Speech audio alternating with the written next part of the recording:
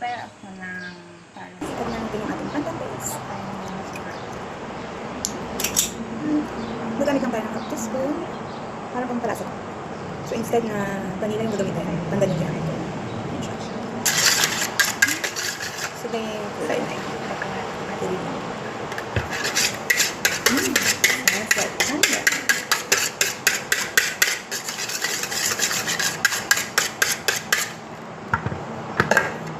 Kasi add na rin natin yung oil. Vegetable oil.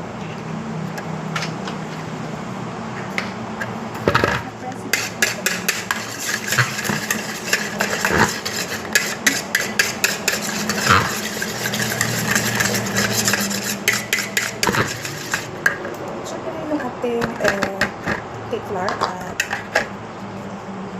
corn flour. So, kailangan salain natin natin para ma-aerate yung air para yung cake is maging fluffy siya. So, may fluffy. So, usually dapat lagi natin sinasala yung ating flour. So, yan. Mix na natin.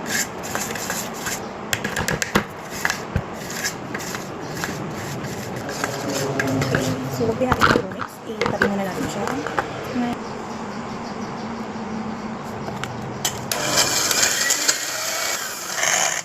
So kapag ganito na yung ating egg white, i-add natin yung sugar. Pero konti-konti lang. So natin ilahat agad-agad.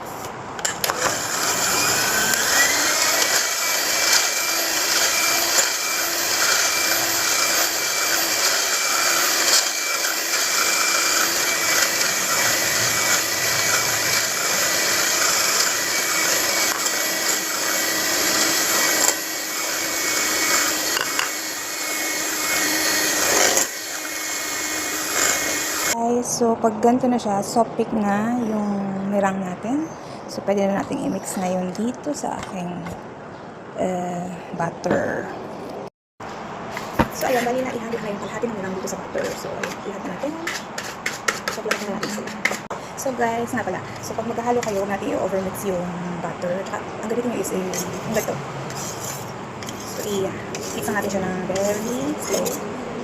Para mahalo lang. Para maging mawala yung mga stick sa tiba.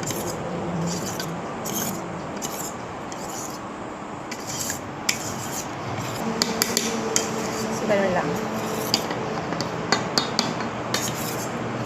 Pero make sure din natin na mix talaga siya.